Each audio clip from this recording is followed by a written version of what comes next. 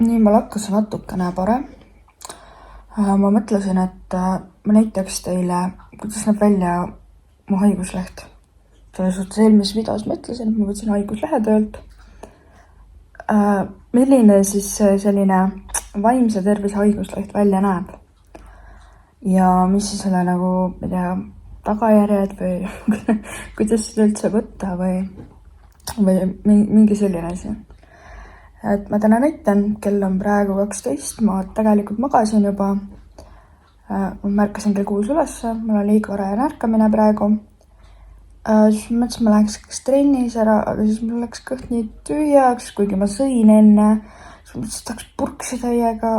Ja siis ma tellisin purksi endale. Siis ma mõtlesin, et ma ütlesin ainult friikad ära süüa, mul kõht oli maks täis ja ma jäin magama. Praegu ma siis ärkasin üles ärevusega. Võt. Ja nüüd ma siis arvatavasti kohe teerides korda. Lähen käin trennis ära. See on vaja käia poes ära. Ja siis ma tulen koju. Ja siis ma ei tea, mis ma teen. Ma arvan, et leian ikka, mida teha. Jah, teie jaoks näiteks teengi siukse lühikese selle vlogi. Hästi lühikese. Kus on rohkem ikkagi informatsioone pigem kui näitamist. No ma ei tea, aga ma hakkangi jooksvalt rääkima. Nii et võite rahulikult istuda 9 minutit. Ma proovin 10 minutiga hakkama saada. Nii et alustame. Nii, ma käisin just trennis. Tulin trennis tagasi. Nüüd ma lähen pessu. Siis ma peaksin sööma. Ja siis ma räägin teile natukene sellest haiguslehesest. Sellepärast, et paljud ei tea. Ja võib-olla paljud praegu küsivad, mida fuck'i sul on haigusleht ja sa käid ja oled ja mis iganes. Siis ma räägin näiteks täpsemalt sellest. Võt. Trennist mingisuguseid videosid ma ei teinud, kuna ma tegin jõudu. Ja täiega huvitav on see, et peale jõutreeninguid mul on 1 tund kuni 2, ma vihkan kõiki ja kõike. Ma nagu üldse hästi ärritunud. Ma ChatGPT käest küsisin, kas see on okei, siis ta ütles, et jah. Sest et ühesõnaga ma olen stressis, kortisool on ja adrenaliin on üleval ja läheb siis aega enne kui nagu kõik see saab madalaks või mis iganes. Peale kardiot ma tunnen ennast kohe hästi, mul on räige dopamiin laes, kõik on niimoodi. Ja see on ka okei, sellepärast, et ühesõnaga kortisool siis on madal ja mis iganes.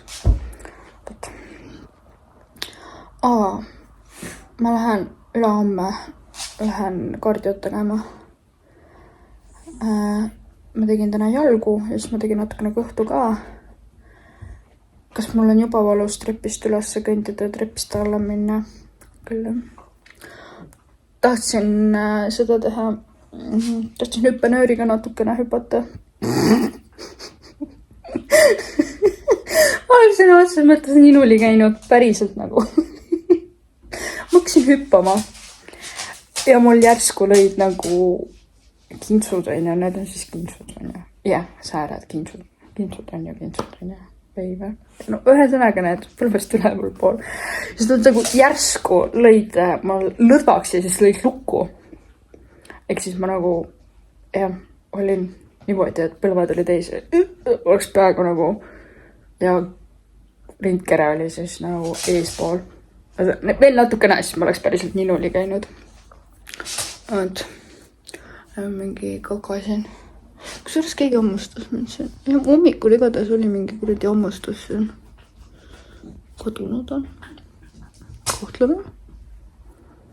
Päriselt kadunud on. Ma vihkan, kui mul näo peale keegi hammustab. Siis ma lähen nii rõve välja. Vot, ühesõnaga ja trenn on tehtud. Ma lähen 10 kilomeetrit jalutama, ülehomme on kardio ja siis ma lasen paar päeva taastuda jälle, siis ma lähen tööle nagu ja vabadel päevadel siis jälle nagu käin trennis. Vot, ma kogun jõudu nüüd pessu minekuks. Jah. Võib-olla äkki ma ei tea, võib-olla äkki küsib keegi, miks ma pesus ei käi peale trenni või miks ma ei käi jõusaalis pesus. Kui ma olen kodus, kui ma olen vaba päev, siis ma ei viitsi lihtsalt neid asju tassida endaga kaasa, nüüd kuradi svamma ja käterätikuid ja igasuguseid asju minematad, sest et teen ära trenni ja siis ma lähen koju. Aga kui ma lähen näiteks tööle, siis ma ilmselgelt võtan pesuasjad kaasa. Kui ma lähen otse tööle, ma ei lähe ju higisena trenni, kui tööle. Higisten nii ruvedalt trennis, vihkan higi tegelikult. Ja siis jah, kuigi samas ei ole mõlemas mõttes hea, see ei ole hea, kui sa märjane sealt tuled, igatepidi peale pesu tuled sa märjane seal.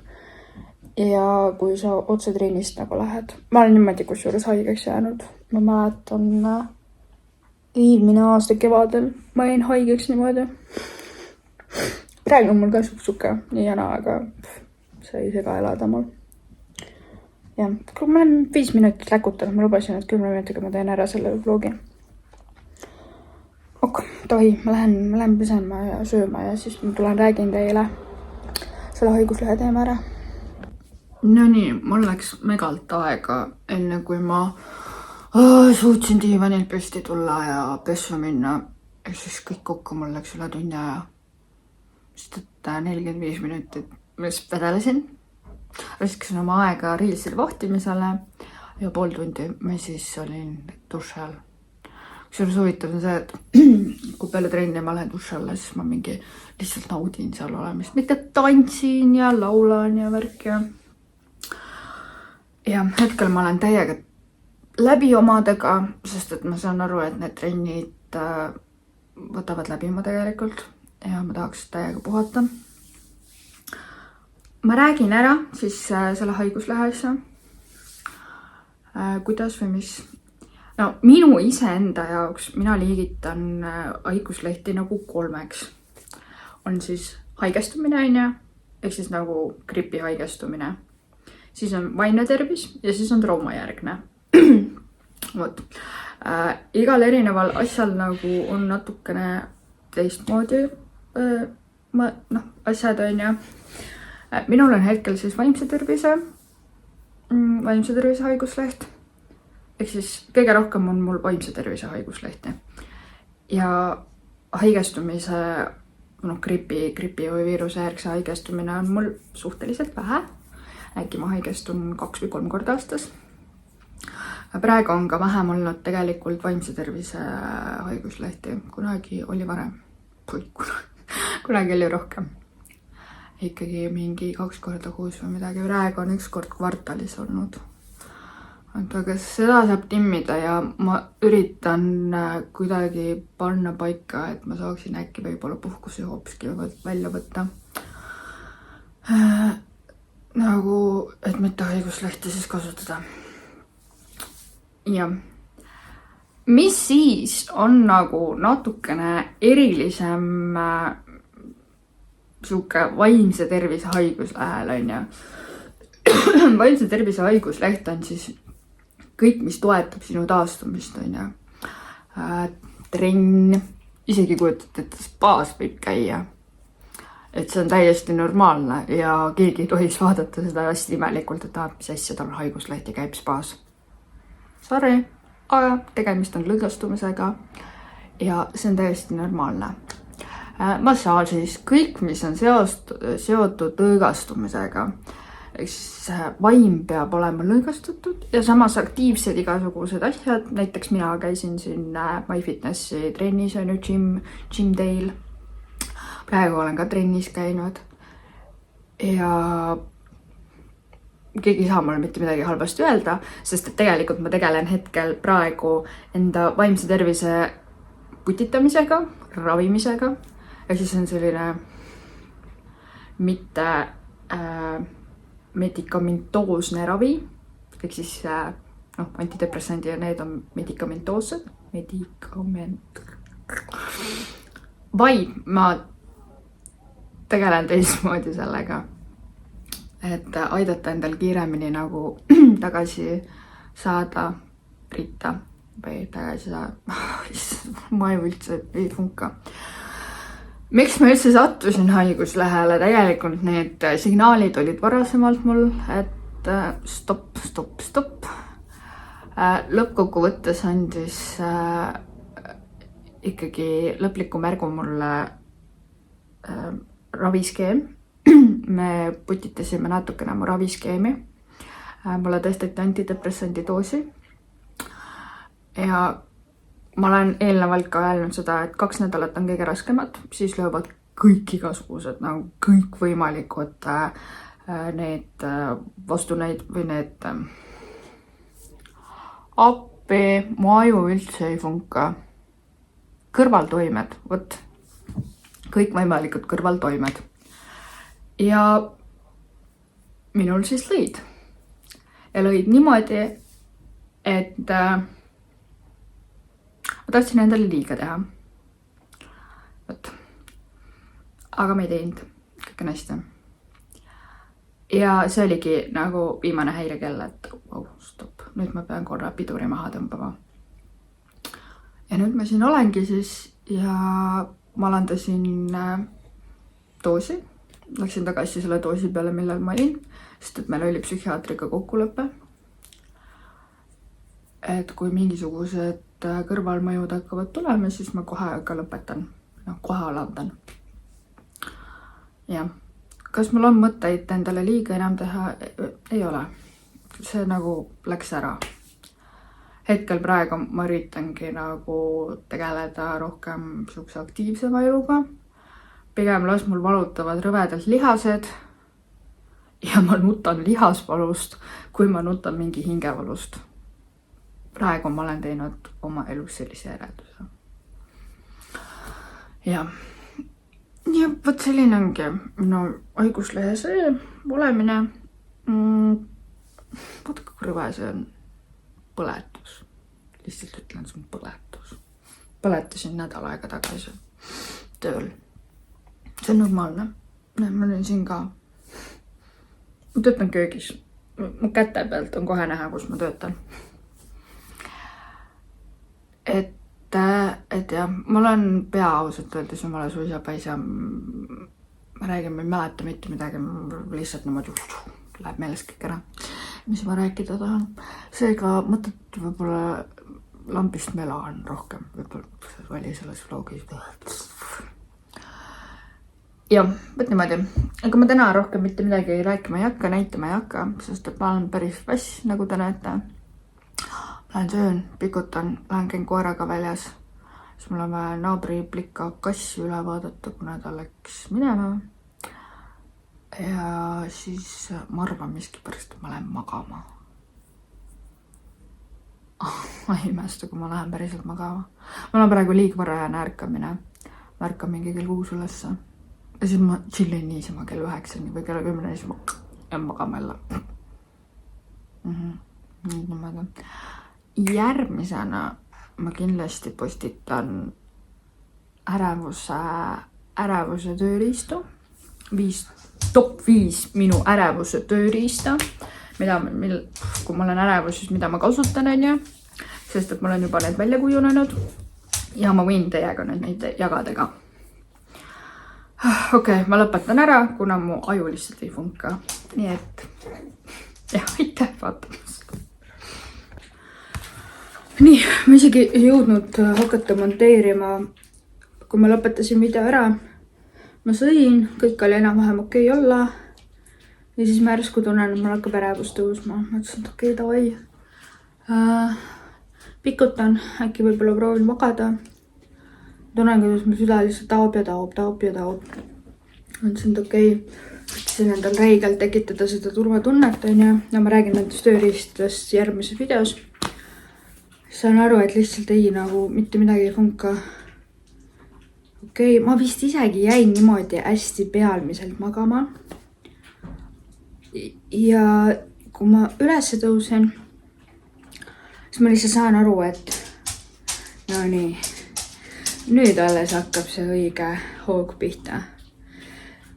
Ma ei tea, selles suhtes, siin on suht palju uusi inimesi. Mul oli maikuus oli hästi tugev ärevuse häirehoog. Ma kutsusin endale lausa kiirabi välja. Ma värisesin niimoodi üle keha. Kui ma nüüd hindan 10 pallisüsteemis tänast praegust ärevuse häirehoogu, siis see on 60. Ja mul täiega joppas, et mul on kodus välja kirjutatud Xanaxit. Selles suhtes, et ei oleks neid olnud, ma oleks pidanud endale kiirabi välja kutsuma. Praegu ma olen juba Xanaxi mõju all. Mul hakkas mõjuma. Ma ei saanud teha videot siis, kui mul see päris täitsa hoog oli, sellepärast ma oleks telefoni katki lihtsalt viskanud. Mind ajas kõik närvi. Ma läksin koeraga jalutama samal ajal. Ja mind ajas lihtsalt nii närvi. Igasugune väike asi, mööda sõitev auto. Ma mõtlesin, et ratastega sõideti. Mind ajas see närvi. Mul sõbranna midagi üritab mulle rääkida oma uutest. Me ei saa tema jutust lihtsalt mitte midagi aru ja mind ajab see veel rohkem närvi, et me ei saa midagi aru. Mu koer praegu ajab mind ka täiega närvi. Et mul ei ole veel ikka päris niimoodi mõjuma hakanud. Aga igatahes jah. Mis mul siis ärevus niimoodi nii hullult väga, ma räägin, mul selliseid asju juhtub nii harva, et lausa sellised, ma ei tea, kuni üle 5 pallisüsteem, üle 5 skaala või mis iganes. Kui ma läksin enne trenni ma magasin natukene, märkasin juba ärevusega ülesse. Ma olin nagu mingi, okei, fine, toi. Läps trenni, küll üle läheb. Ja ma veel trennist aega mõtlesin, et kas ma olen ikka kindel selles, et ma tahan jõudu täna teha. Mõtlesin samas peaks, kuna esmaspäeval ma lähen sõbrannaga saali on ju, siis me peaks tema kardiot tegema, aga me ei tahaks samas kardiot nagu 200 teha. Teeks siis täna ikkagi üksinda jõudu ära. Ja see oli nagu nii suur viga, et ma tegin jõudu. Ma käivitasin, ma küll rahustasin selle ära, aga ma päraspoole käivitasin uuesti selle kogu asja ja mul tuli see ärevus 10-100 kordselt tagasi. Ühesõnaga, adrenaliin, kortisol, kõik asjad täiega laes mul praegu. Mind iiveldab täiega, ma joon vett praegu. Mind ajab kõik närvi. Lihtsalt kõik ajab mind närvi. Ma tahaks nutta. Ja siuke, ma räägin isegi koera hingamine ajab mind praegu närvi. Siuke, ma ei tea. Okei, ma saan aru, et me õpime kõik kogemustes. Kogemus ilmselgelt ma nüüd tean, et ma ei tohiks tegelikult, kui ma tunnen, et mul on ärevus, ma ei tohiks teha jõudu, vaid pigem ma teeks kardiot, sest et kardio on nagu rohkem, nagu jõud on vastu näidustatud rohkem. Kardio vähemalt on siuke enam-vähem stabiilsem. Ja sellepärast ma ennast, tavaliselt peale jõudu ma ennast tunnengi kusagilt circa tund aega halvasti kuidagi vihaselt või niimoodi. Aga jah, ma ei tea, korraks ma isegi tundsin ennast hästi. Okei, nüüd mul hakkab mõjuma, sest et mul hakkavad silmad vaikselt kinni mõjuma. Jah. Ühesõnaga, näete, ei tasu alati trenni minna kõike tegema, peab ikka vaatama, mis trenni teed ja kuna, mis ajal. Keeruline on see vaimse elu, vaimse probleemi inimese elu. Ma mõtlesin, trenn nagu peaks kõik haavad ära ravima, aga see on tegelikult loogiline, ma mäletan lihtsalt, kui mul töö juures olid suvepäevad, nad olid seikluspargis. Mina siis keeldusin ronima minemast, sellepärast mul oli ärevus siis ja ma kartsin, et see võib mulle 10-kordselt pärast tagasi tulla ja kui meil tuleb see ärevus seal suvepäeval on ja siis ma pean lõppkokkuvõttes endale kiirabi välja kutsuma, mis ei ole ka just kõige parem, on ju. Ja siis ma keeldusin ronimast. Aga täna, niisama, siis niisama lõpuks ei olnud, et okei, maju hakkab jälle kokku jooksma. Võt nüüd ma lõpetan küll ära ja ma lähen üritan magama jääda. Kohutav. Bye!